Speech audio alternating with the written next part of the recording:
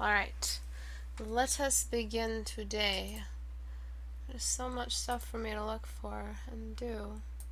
Start with these two. Then I got a question on Facebook. Okay, so they said, "Hi, Istebrak, you are so incredibly genuine." Okay, very good.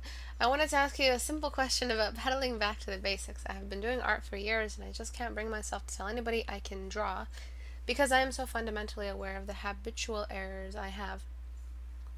Do you believe that drawing with a pencil and sketchbook is the most efficient way to refine your roots in comparisons of mediums such as ink pens, ballpoint pens, charcoal even, and tablet sketching? Otherwise, would pastiching, researching be... I've never seen that word before. Pastiching? Researching be a better alternative to sketching every day. I can't believe I've never seen that word before. I appreciate any response and I'm grateful for all you have done for the community. Okay. So what you're saying is, does it matter? Will I be improving my fundamentals if I use...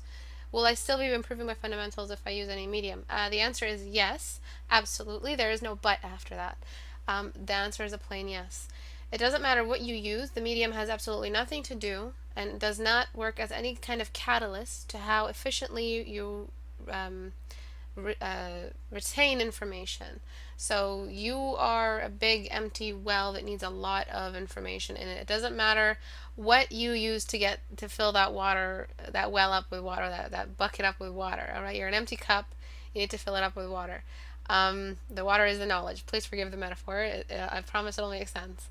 So you can use a cup or a bowl or a spoon or a ladle to eventually get that water in there. But doesn't matter. The point is that you're learning. The point is not the tool you use to get the water in there. The point is the fact that you are attempting to fill it up with water. You are attempting to learn. It doesn't matter what you use. The point is you're using a tool, you've transferred an image in your mind onto a flat two-dimensional paper. You are missing one dimension all the time. So the point is that the tool never mattered. It's the fact that did you successfully create an artificial third dimension as you drew? Did you think about the light source? Did you think about the anatomical geometry? Did you think about design? Did you think of like the facial design, gender, and class and age? All of that is what you're trying to learn, what you're trying to experience using the tool. Now, there are some tools that make absolutely no sense. Why would you use a teaspoon, which really doesn't maximize your learning efficiency as high? Not learning efficiency, but learning quantity. Quantity is the term here. So using a pencil and a paper will get you through your sketches faster than if you use charcoal, which is really temperamental media, and medium, and it needs a lot of grooming, and it's very messy, and it needs a whole workspace in and of itself. And the reason why digital is so great is it's very forgiving. It's an infinite resource, and it does not run out, and it doesn't need a lot of space. It's your computer, which is your gaming room, which is your work room, which is your the corner of your bedroom. It doesn't take a lot. It doesn't take a lot of grooming, and it's not very temperamental a tool. If you don't have a tablet, please invest in one. It's really important for you to invest in one. If you don't have one, you can still learn everything that you need to learn with a pencil and a paper. Preferably like a 2B pencil or something like that, something that'll give you enough shadow when you need it, but it's also very forgiving. 8B or anything like that will behave as a charcoal, so at that point it's pointless. And you just want to get the tool out of the way so that you can commence your study. So anything that requires a lot, like oil paint, like why would you use oil paint to study different noses and different perspectives? It's just pointless at this point. You're using, it's not very efficient. So the reason why digital is a better alternative than pencil and paper, but if you can't have it, just use pencil and paper. Digital is better because you can also explore some painting. So you can explore painterly oil brushes, sketching that is a little bit more capable of detail. You can have large canvases. It's digital, and the world is digital now, so it's definitely a step in the right direction regarding employment and staying in tune with the general attitudes and the general torrent of the industry. But it really does not matter. The point is that you're learning, that you're trying to learn. And if you like charcoals, by all means, like use charcoals as your main media. It doesn't medium. It doesn't hurt as long as you're still thinking about geometries. You're still studying perspective. You're still bringing in the mileage and actually spending hours sitting down and studying. Sometimes those hours will be spent dealing with the messy charcoal and trying to blend it in the right direction, where you could have just done that really quickly and easily with a tablet and a Photoshop. But yeah, I hope that answers your question. Let me take a look at what everyone's saying. Oil paint is really fun, but it's not forgiving. Absolutely not. It is really, really annoying. Be like water, my friend. Yes, Bruce Lee, yes. Um, okay. So, it would take forever with a spoon, though. A spoon is the equivalent of using, like, oil paints, to try to learn and fill your empty mind with knowledge. It seems like the most inefficient waste of time. I think traditional art is more relaxing. Yes, I did. When I got out of surgery, all I did was sketch by hand, and it was just the best. I mean, I hated being rooted and sitting on the couch all day or in bedridden, but it definitely was soothing in its own way. But I really like digital, because if I feel like painting a landscape, I can just get the most messy looking painterly brush and just keep layering and layering, and I won't be able to, I won't spend too much time grooming Photoshop, so it works in my favor. So let's get started on these critiques. I'm so sorry that I've been absent for a week. I was absent for Thanksgiving Day and then absent the day before that, the Tuesday before that, because I was ill, and I have been ill, and I think I'll be ill for a while now. As you guys know, those who follow my classes regularly, you're probably aware that I do have like a myriad of illnesses that I have to deal with, and sometimes they do take over, and they need like a day just for them. I cancel everything and just focus on getting better. Um, I thought at one point that I was getting better, and then I hate 2016, you guys. I hate 2016. It sucks. It's the worst year ever. All right, so I'm so sorry. Let's get started. The eyes here are a little bit far apart, and when we're thinking about females, the reason why it's strange to bring in that distance between the eyes is when we're working with when we make this kind of decision without knowing that we're making it, so bringing the eyes closer together, all your characters, you're always going to be at the mercy of what you don't know. And that sucks. What you don't know, you can't see. So what you're not looking for, you can't see. So if you're not looking at this in a way where it looks normal to you, it looks like every other pretty face that you've drawn, and it looks absolutely fine, you will constantly make this mistake. Maybe sometimes you will accidentally bring the eyes exactly where they're supposed to be in distance, and you'll be like, oh, this face is really pretty, but the next day they'll just go back together again. So it's not a matter of me not liking her current face. It's me trying to tell you right now, buddy, your eyes are a little bit far apart, close together, and they need to be further apart. And the reason why that's important is because the beauty signatures in females, the eyes get to be a little farther apart, and the nose sits in between them. And when we do a 14-day challenge, we pretty much try to learn an employable, I guess that's a word, face type. And when we do that, we get hired fast, because we can create characters without affecting them and infecting them with our style. And it's not style, it's habit. So a lot of you have learned by following my channel that it's not style anymore. It's just bad habits or conscious habits. It's conscious rule breaking, but it's never style. You're too young to ever call it a style. All right. And then what I do next is I fix the gaze. So the gaze at this point was looking now derpy, so I have to bring it back inward, because I brought the eyes apart, so that made the gaze a little less focused. Alright, so when we want to do a gaze, when we want to make a character look like they're looking at the viewer, which you want a relationship between the portrait you draw and the viewer looking at it. You want them to gaze at each other. If they're looking away, then that's another choice that you're doing. But at this point, we're drawing these portraits so that we can maximize our presentation as well. This whole grayscale space on either side, that's all presentation.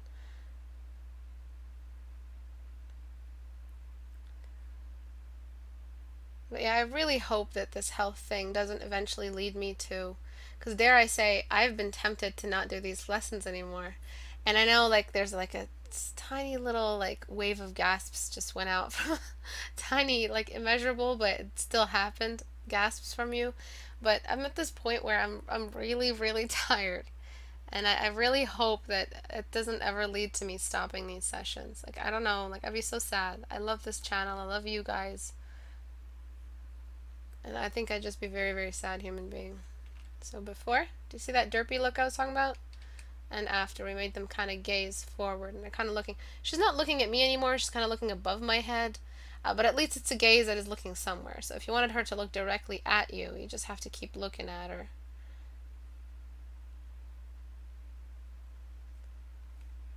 And you gotta just cross the eyes inward. That's the point. That's what we're doing here. We're crossing the eyes.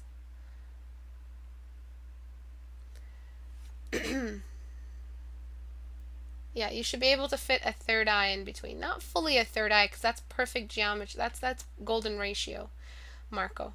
That's like perfect golden fairy golden ratio. Elf and the ogre kind of deal. Um, but yeah. I really don't want to ever leave you guys. I mean, I'm not at a point where my classes are killing me, so a lot of you are going to be like, oh yeah, take a rest when you need to. I'm at a point where I would enjoy like an extra hour of breathing room between private sessions. And you know, it's just Tuesday and like I'm just bitching at this point. It's just Tuesday and Thursday. But they do take their toll, I think.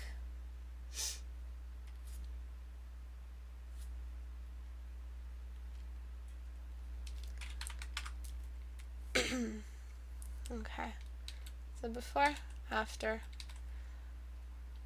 And I'm doing a couple more adjustments here, just squaring off the rest of the head.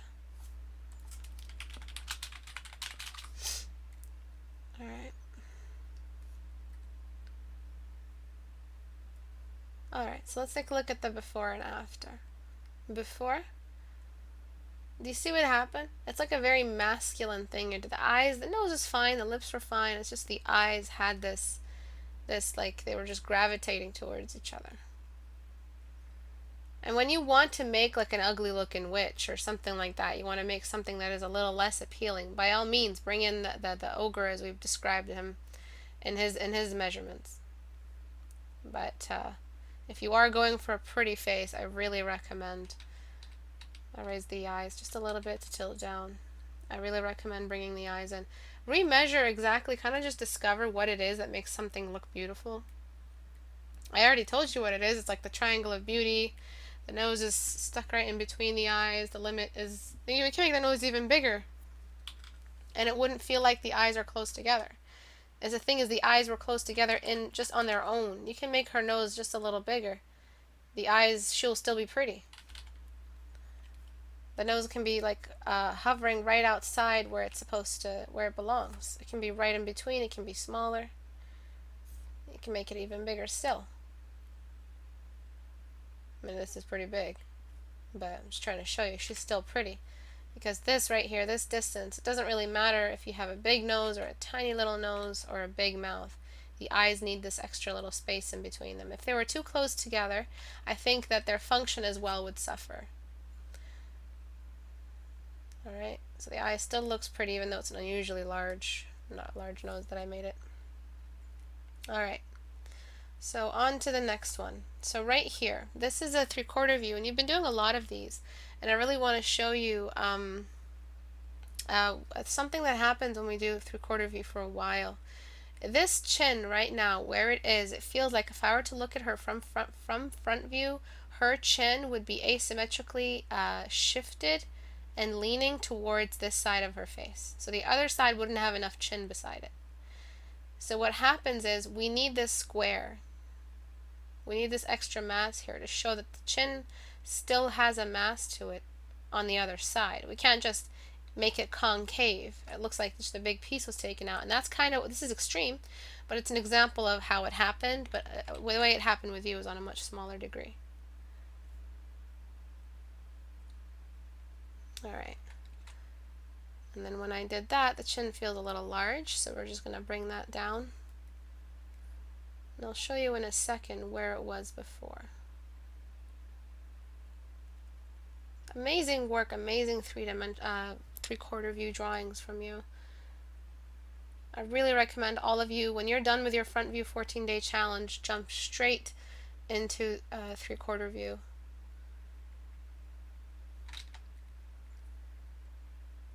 We're just giving the neck some thickness. And the jawline needs to be a square. It doesn't just connect like that, it needs a joint. If it connects like that, it means it doesn't have a joint. You need to show where the joint is. Don't be afraid to just give it some strength. And at one point or another, you're going to have to realize you're never going to draw every single face in the world. You're eventually going to stop at one point and not draw every single face. You're not expected to learn every face. So if the face you learn has a jawline in it compared to the one individually, one face that is unusually void of a jaw, which one would you rather learn and memorize permanently? So yeah, real faces come with distinctions, but real faces come with confusing distinctions that don't necessarily read on a character design.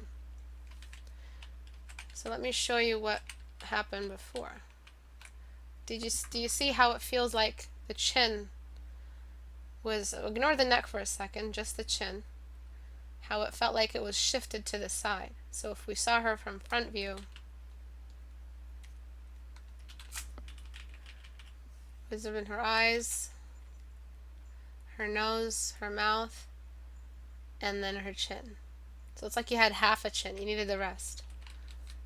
The way it was before, anyway. Do you see that? Of course, this is extreme. I exemplify it in the extreme, but...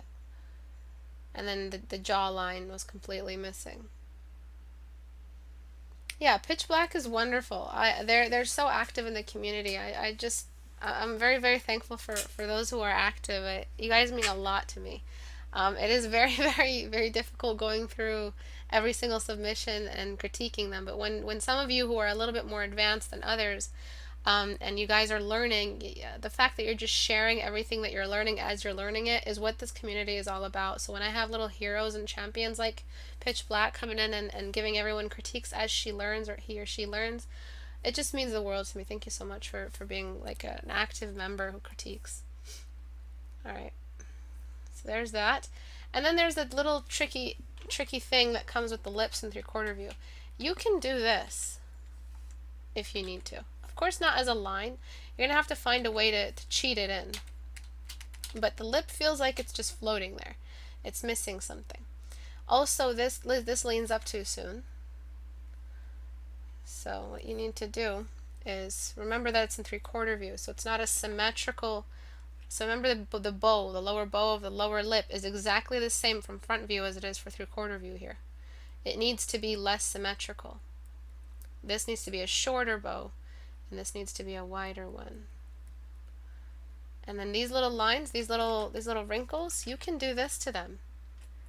There's a way to cheat in extra volume without having to actually draw in a line. Sometimes you'll have to draw in a shade, but do you see what happened before? You had like a perfectly symmetrical lower lip, but everything else was three-quarter view. This needs to be straight, sorry. And then if you can, if it's possible, if you can get away with it, you can cheat just a little, but we need to show where this lip ends. Right there. Just zoom out and figure it out that way.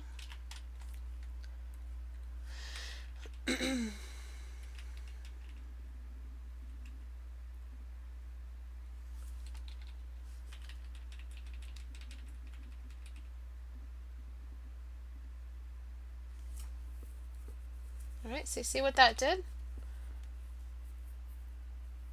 It just gave us more volume because we pretty much use this line to show the belt of the sphere, of the cylinder that is the lips. So everything has a geometry under it. The lips are cylinders, and they're squishy cylinders, so we have to think about texture, not just solid geometries like the face and the nose. And this little line, this little C-curve outward like that, is showing that we are in three-quarter view. And a lot of you miss this little bow that sticks out, this little C. And the way to figure lips out is just to remember everything is C shapes with lips, but they are founded on some basic symmetrical geometry. So this line is symmetrical with this line, which is symmetrical with this line, which is symmetrical with this line, and this line. So if all of these are perfectly straight in the angle that they're going in, so there's no one point perspective with these. These don't just like collapse into one vanishing point eventually. No, they're all perfectly straight, perfectly parallel. They're equal distances from the camera. They aren't, the camera isn't here so that we have foreshortening. There's no foreshortening. So it's safe to just assume that these are all straight. It's like assuming that all light rays are parallel. With the sun being so far away, we're assuming all of these are parallel because we're at this point in distance where we're not big enough to notice the perspective happening. Get it? Or we're not small enough to notice the perspective happening. Doesn't matter which one. We're not small enough. That's the term. Sorry, this probably went over all of your heads. But right here, these are all supposed to be straight. Alright. So where else do we have these issues? So before, do you see how the lips didn't have enough mass? It was like a front view lower lip, and the jaw was completely out of place after. Okay. Now for the eyes, we're having like a little bit of a wonkiness to them. And the reason why I think is because there's some, I know it's like really insulting to tell an intermediate artist or running into advanced that you have you have geometry issues and perspective issues and you work from line dependency. But trust me when I tell you, line dependency isn't shaken off that quickly. It takes a while to completely shake it off. So these eyes are still a little bit deflated feeling. And that's what happens. Deflation is that feeling that happens in eyes when we don't use a sphere to guide the geometry. So we end up going back to this really, really line-dependent silhouette kind of rendition of the eye. Alright, so we see a lot more of the inner corner. And this corner is matched with this. And the nose is going to be have a bump to it because of my liquefy, but I'll try to straighten it. And this line are supposed to be perfectly symmetrical. But essentially what happened to the eyes before, do you see these issues? Before, after, do you see that deflation and the fact that we didn't have enough of that bow? So you still have this perspective issue. This eye was too stretched. It needs to be tucked in a little bit more. So what happens with eyes in 3/4 view is they don't shrink lengthwise. They stay perfectly straight lengthwise. They do shrink widthwise because that's the compression. When you have two balls on a ball, like on a sphere, and then you look at that ball from perspective, this is what happens to that outer ball. This little circle gets compressed widthwise, but nothing happens to it lengthwise. Nothing happened unless we shifted the camera to tilt in 3/4 view and to be major bird's eye, and then both of them would probably have eventually been, or the camera be really close to this. So the camera is right on the ball, and this one is really big, and this one is really small, because it's like a worm's eye view or a fisheye lens, or a foreshortening or something crazy perspective-wise like that, where it's length and width being distorted. So I'm trying to, I'm going to try to just fix this hook nose. Not really a hook nose, but whatever it is. So that I could get to the nostrils, because the nostrils are a bit small. And what it is with nostrils, if they're not big enough, they don't breathe.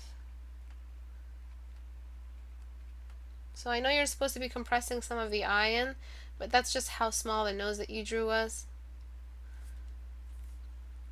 Alright, and then the nostrils, I feel like they should move up just a little bit more.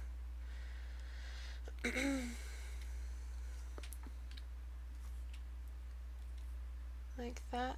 Just tuck them up just a little, because they're dangerously close to the septum, and then give the septum some more mass.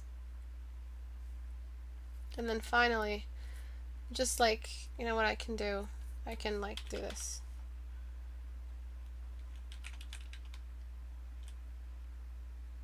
The nostril needs to feel like it can breathe. It needs to feel like it can function.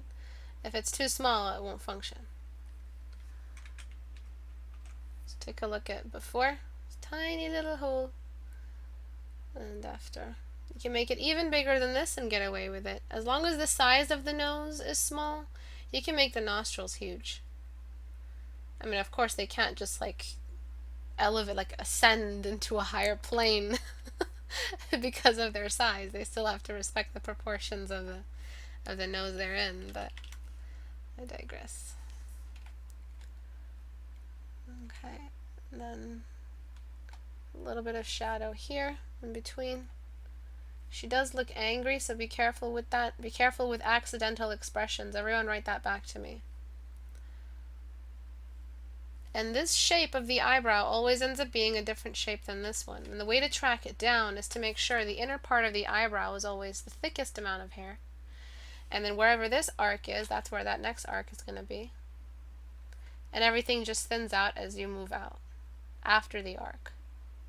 So the eyebrows could for once look like they're the same eyebrow. Also, take a look at this pitch black. I'm talking to you.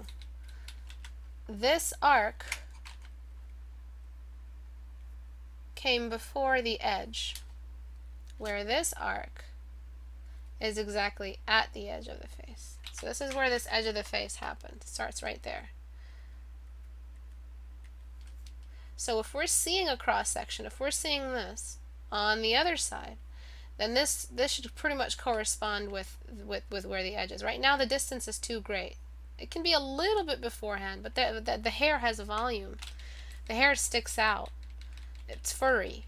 So that's going to make this little arc happen over here, along the edge, along the cross section, the edge of the contour line. Right? So the eyebrows actually look like they're the same size, the same type of eyebrow. And then let's before and after. Oopsie. Before, after. Right. See how the nostril felt a little inhuman? It was there, but just not there yet. And there's that slight expression, the deflation in her eye. The eyebrows arc. So this eyebrow would have been asymmetrical with this one. If we saw her front view, the chin would have been shifted to the side. The lip lost all volume before, and the jawline was missing. So tiny little remnants of references that need to be memorized, that your visual library didn't successfully memorize for you.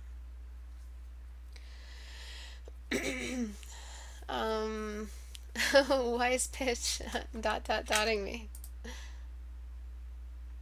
Be careful with accidental expression. Excellent.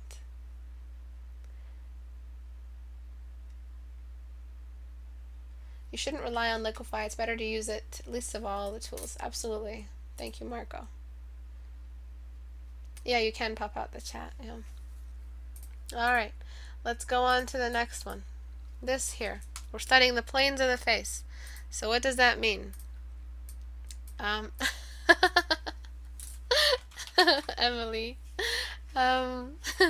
Okay, so when we're looking at these right here, this Cesaro head, it's showing us a lot of geometry, which if we use it as a reference and we move over into this, we don't know where to blend. So let's blend this exactly. Let's blend this exact reference right here, and I'll show you where you can blend and where you can't. You can blend right here. Right? You want proof? Put your fingers on your face and just press on your cheek. Where does it get really squishy? Just along your lips, right before your lips, and then move up into your bones, and just suddenly there's just like this rigidity. And that's the skeleton inside your head. That's the skull inside your head. Yes, we all have skulls inside us and skeletons. And that makes this edge here a little less wide of a gradient. So bone edges have smaller gradients, all right?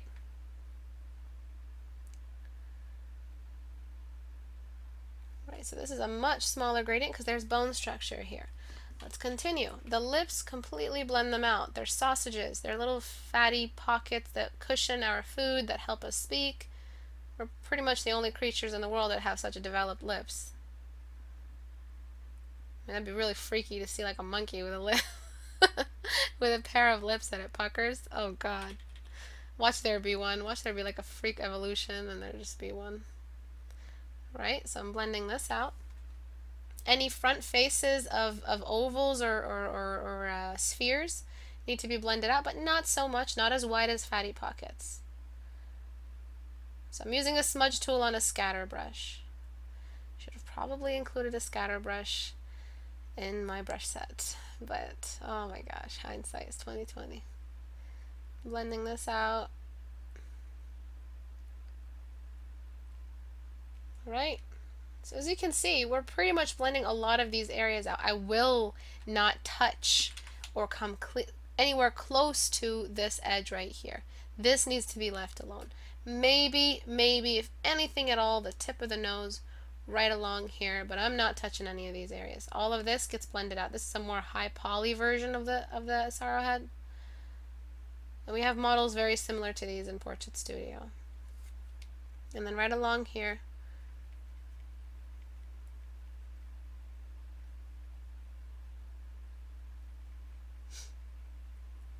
alright, this one does get blended, but very, very small range. Areas of bone, at bone edges gets shorter gradients.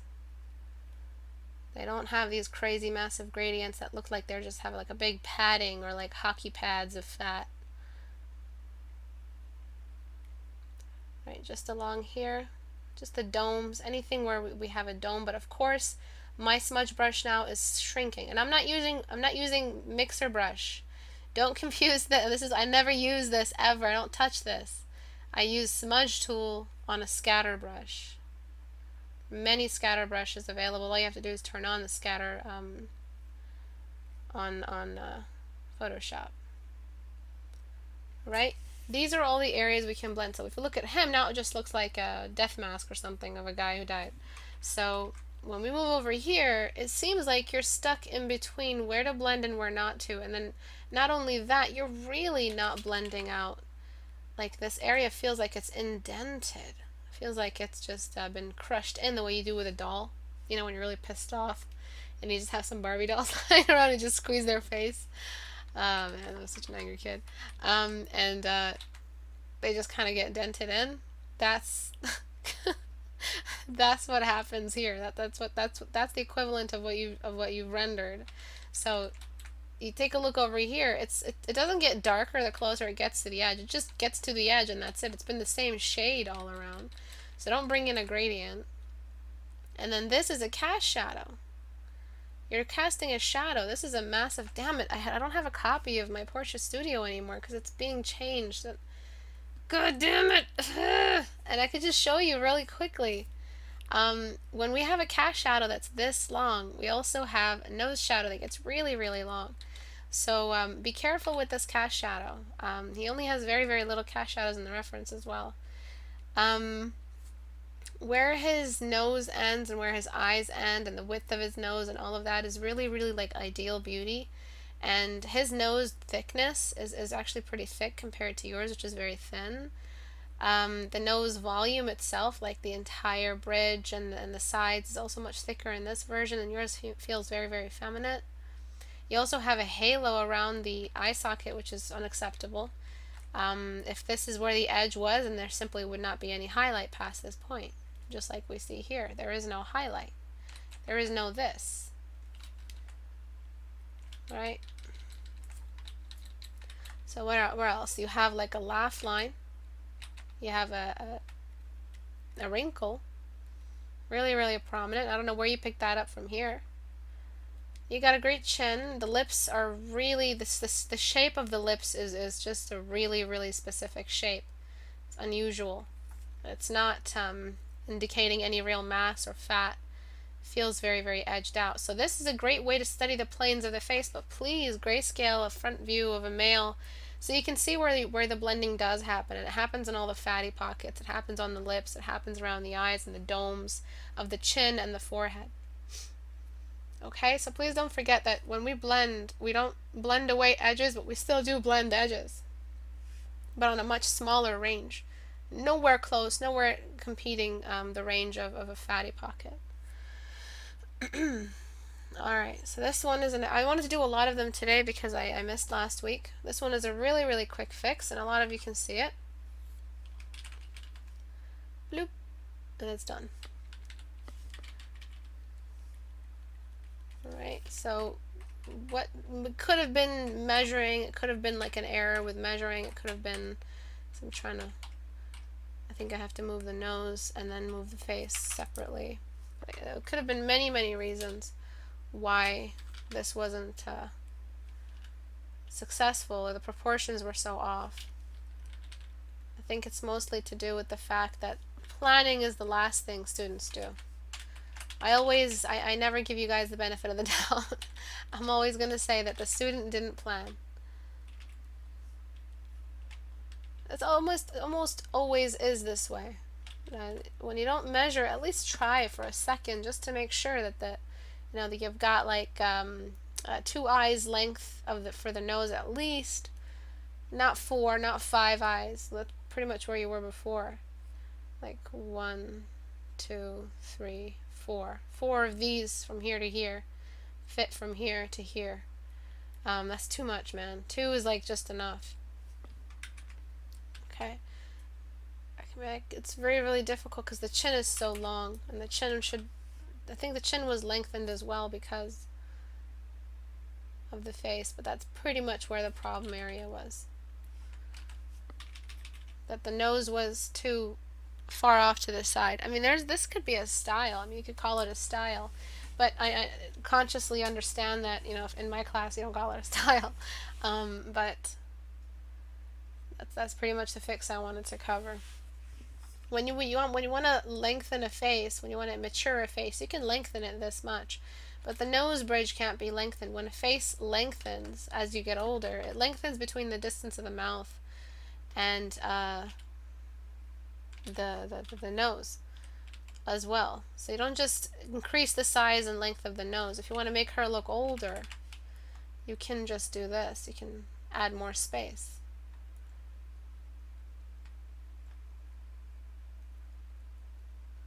Okay.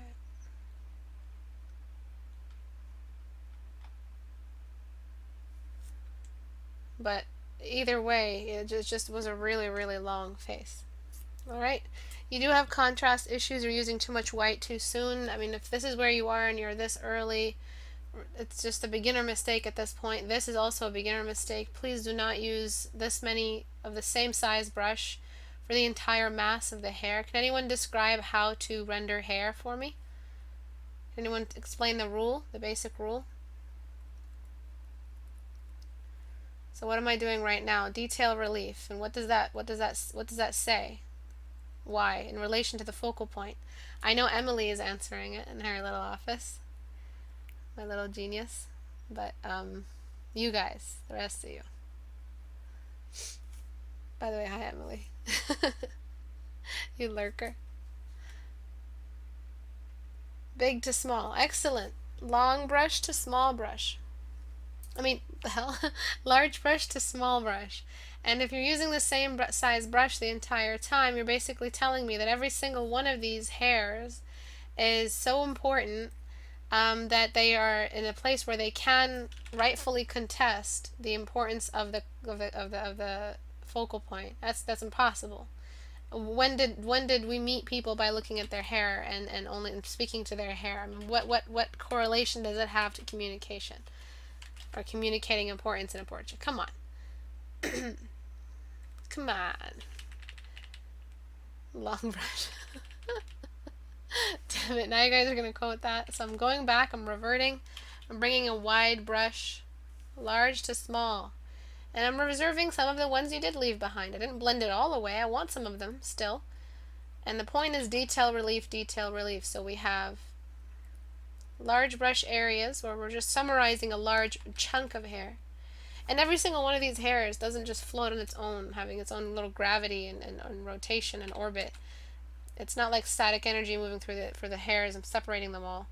they're not important if they're behaving as one piece. So some of them do behave as one chunk, one volume, because they're stuck together with bodily oils or whatever. Body oils.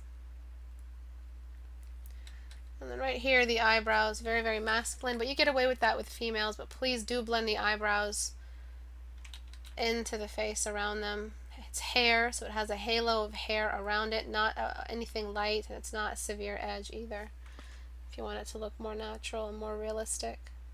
Hair gets thicker, and there's more hair on the inside of the eyebrow. It's not consistently dark all around. There's always a sparse amount here because this is where the eye usually hovers, and this is where nature gave us more hair so it could shade the eye a little bit more. So too much contrast on the face. You've pretty much relocated the dark spots to all the unimportant areas, and you've completely removed them from all the areas that they do belong. So dark spots belong here, and everywhere else should be lighter. But you've done the opposite of that. But you have given us excess amount of highlight everywhere on the face. So you've made everything look washed out. So that's if someone tells you, hey, your painting looks a little washed out, that's pretty much what they're trying to say. They just don't have the terms for it. It means your dark spots aren't dark enough and your highlights are too bright and the dark spots are dislocated. Yes. Alright, what's next? So we're going to talk about this guy. I think his lips may be this shape, but they're not this size if he's a guy. That's just too small. He's doing something with his lips where they're starting to look like that. Like he's doing like that. You guys didn't see me, but he's like puckering them up. So he needs to have some more width to his mouth. He's a guy. If his mouth reaches between, I mean, if you had a girl and the nose was smaller and you had an eyebrow arc and there was distance between the eyebrow and the eye and it didn't always look so stern, then it kind of reminds me of this Russian hacker from the show. I don't know who exactly. This is like a Russian hacker face. I don't know if you guys know what I'm saying. I think I said something really mean just now, but I swear to God there's a character in a movie who looks just like this and he was a Russian hacker. Anyways, the lips need to be bigger. Alright? They were just too dainty and too cute and tiny for a guy. Another thing you can do for men is extend the distance between the nose and the mouth. Make them look more masculine. But everything else is actually spot on. It's really, really great. You do kind of dangerously kind of tiptoe around edges and line art. So what I recommend is completely remove some of these edges here. Blend them away where they're to the direction they're facing. Yes, his mouth is even too small for girls, yeah. He does look Slav, yeah. It's Ista hates Russians, dolls, and old people? Where did that come from? Does no one remember the movie that I'm talking about? Oh my god, I think it was like, oh, some stupid movie about AI. Alright. So this here, we've got a, let me use one of my brushes, there we go. We've got a lower eyelid and a lower eyelid edge. And we also need another one over here.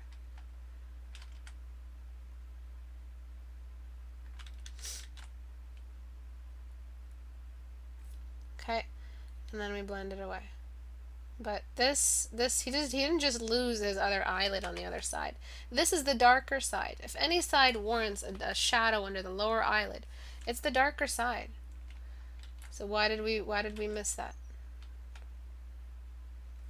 And be careful with using photography, like fashion photography or excessively edited photography. These photographers do go in and get rid of some blemishes or do something, and they don't know how to leave realism behind them. So they edit away an entire core shadow, and they don't notice it because it looks fine. At least the bad ones do. The bad photographers. I'm so sorry.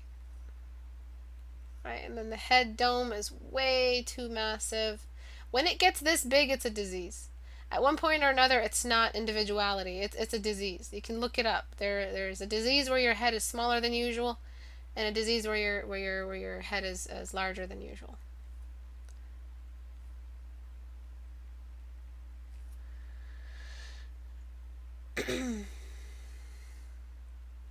Right. So I'm just cranial something display. No, I forget what it's called.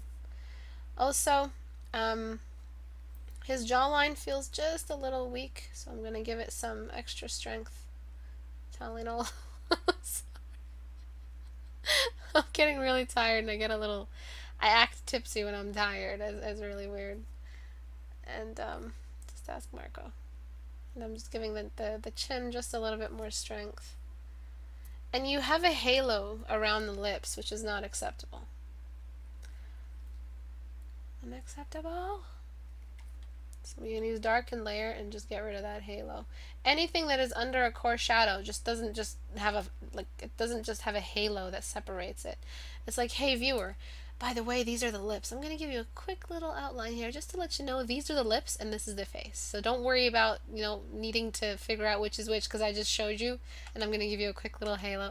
That's what we think. That's how we're thinking. We really don't need to do that. There's no need for a halo that breaks the rules. It's so defiant and insolent. It breaks the rules of the core shadow. But why? Why is it so important that it needs a little halo by itself? So don't confuse a halo in your reference. If you're seeing something that looks like a halo, that's probably some secondary light source or some kind of subsurface scattering that you don't have terminology for, so you just throw a quick halo there because it looks okay and you get away with it. Another correction would be the cheekbones. I think the cheekbones are a little too round for a male. I think they need to be cut off at a certain point. Just around there. Female cheekbones are very round. Fat is distributed differently between estrogen and testosterone, so it does different things to a face.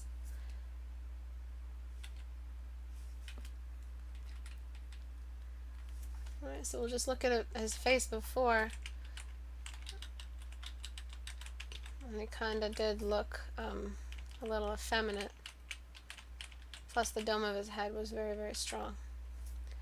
So before, no lower eyelid, lips very tiny, really, really strong dome in the head.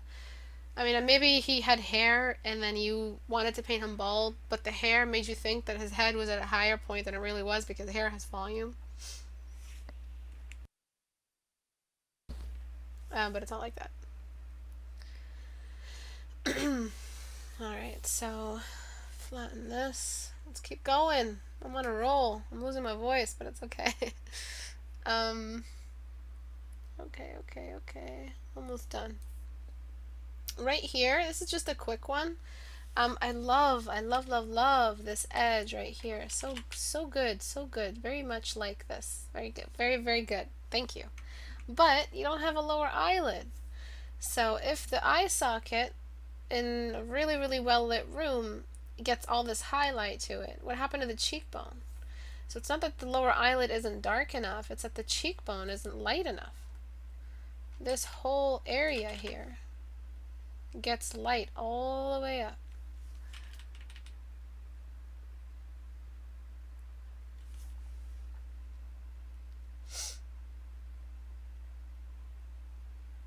Just like that.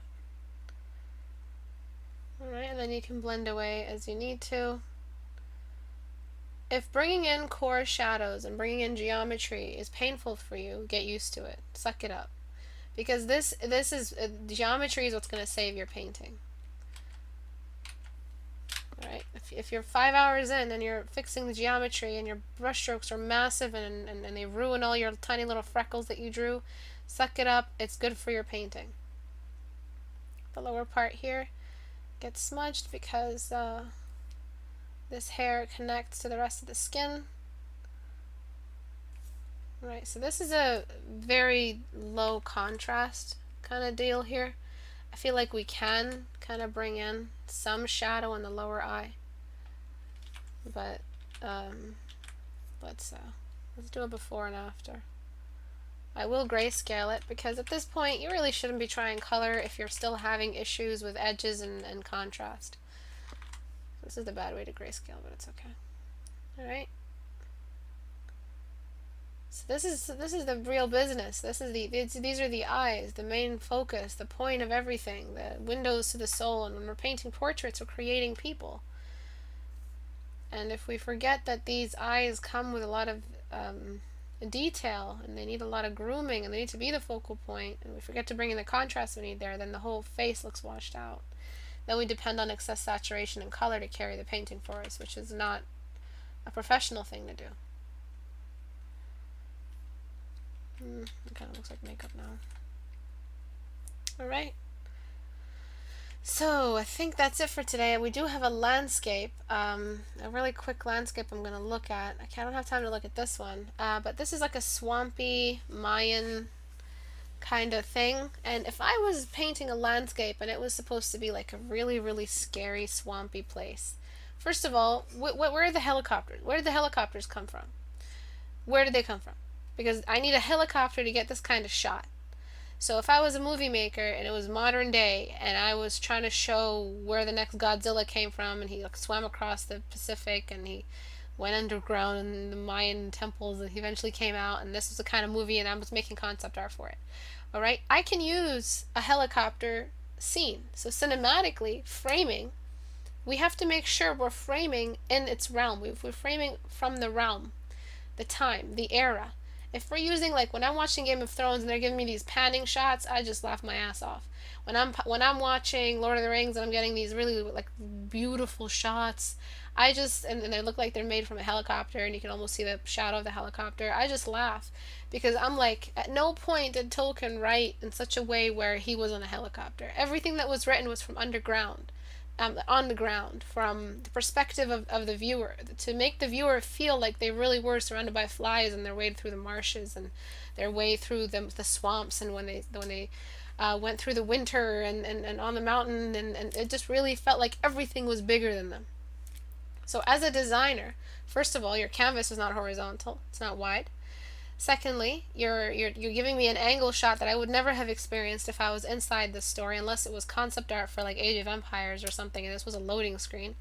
But even then, that's just another excuse. So what you have to do is make your canvas more cinematic. So that, not really cinematic, but painterly. So we're seeing the world with two eyes instead of one eye and it's just a square canvas.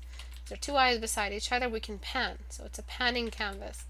Second, let's take a look at it from the ground. Let's say that this is the distant building right here, and it's like this really colossal little pyramid, and there's like this creepy shit happening, and then we have like these palm trees, and it's like super swampy, and there's like a lot of swamp to go through before you end up getting to the pyramid.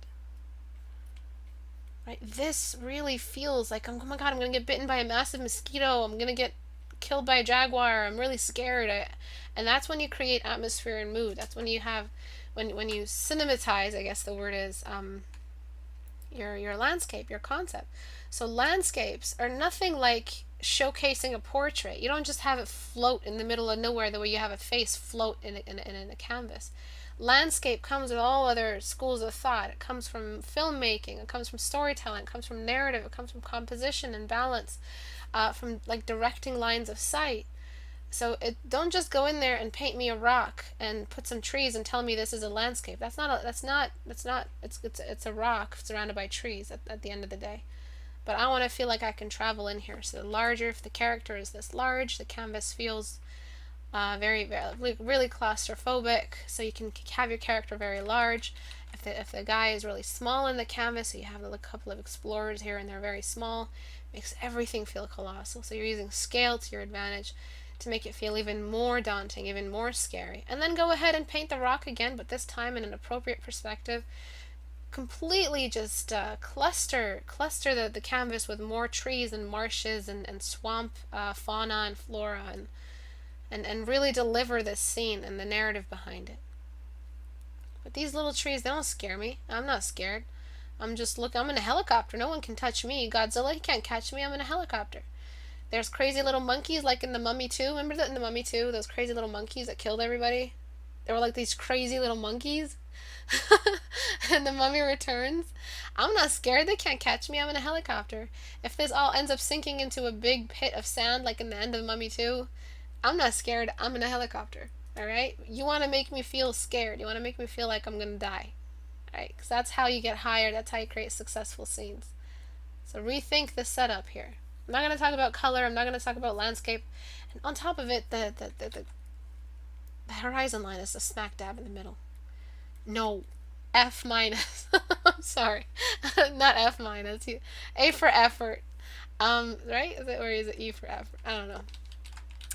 But yeah, I just wrote the word facts. All right. So that's my 2 cents, or more than that. Yes, creepy bastards. I hate those guys. They traumatized me as a kid.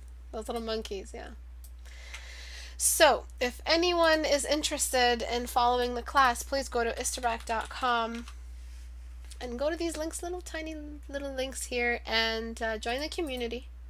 On YouTube, I post the streams, the recorded streams. If you want your paint overs that I painted over today, you want them back, just message me on Facebook.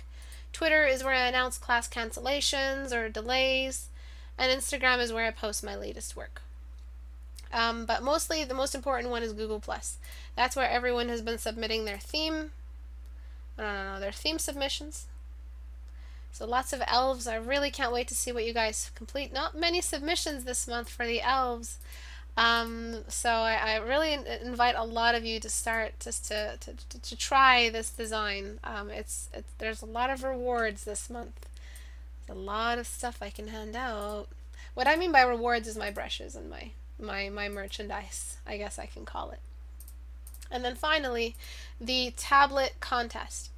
So what it's going to be, it's open for students who don't currently own a tablet or who want a tablet, and who want a better tablet. Sorry, so their tablet is like really crappy. They've got like the Graphire 4, or like a really crappy Bamboo that just lost its legs.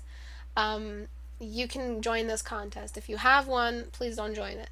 It's for students in need. All that it's really going to be is I'm going to have a little submission topic here, which is the tablet contest, the holiday tablet contest, or my personal growth, or my transformation contest, whatever I end up calling it. And I'm just going to need you guys to make a post and submit some of your latest work, some of your earliest work, so before and after work, what you learned from this community, a quick word or two. There's probably going to be a word limit, like 300 words, or 300 letters, like 300 characters. I think 300 words is really high. Describing your experience with this channel, what you've learned, some of the terminology that you've learned, if you can show what you used to do wrong and how you don't do it anymore in your latest work, and then why you need a tablet, why you're interested in painting digitally, what you think painting digitally will do for you. And I will eventually choose 3 winners. The first winner, number 1, which is not really winner, it's just like more like a bursary or a grant. Winner of the grant will get a tablet. It's probably going to be the Wacom Intuos Medium, the latest Intuos models, the one without all the ugly buttons. And they're gonna own a copy of Portia Studio, all the books that I've written, and 1 critique hour session with me for their work, and all my brushes. So that's winner number 1. Winner number 2 is a fragment of those rewards, and winner number 3 is a fragment. There might not even be winner number 2 and 3. It might just be 1 person that gets all of this. Can I donate to you for the contest for someone else? That's so sweet. That's so sweet, Morik. But I think I'm just gonna pull it out of my pocket for this one. If I do open a pool, then I'm not really sure. It's going to get really big, and then if it's too much money, I'm going to have to just give it back to you guys, because I don't really plan on buying a Cintiq for anybody. And the Intuos Medium is actually perfect. It's what I would get if this Intuos Pro broke. So I'm not sure. Maybe you can give them money, but I don't know what to do if I opened a pool.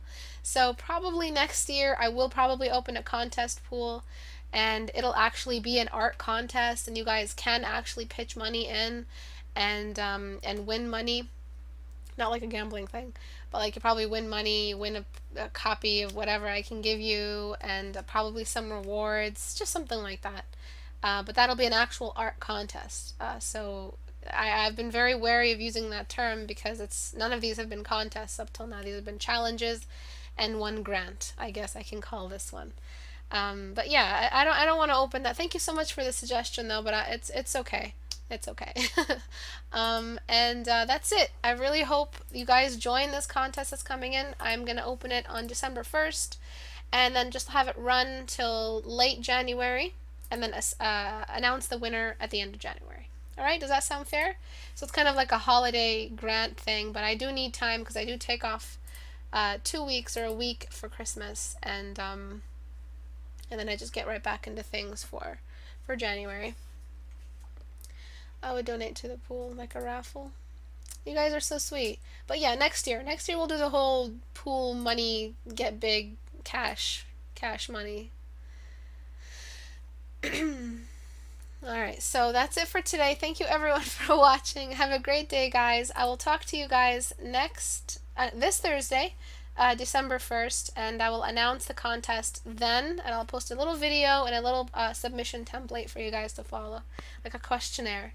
Thank you everyone for watching. Have a great day, guys. Bye-bye.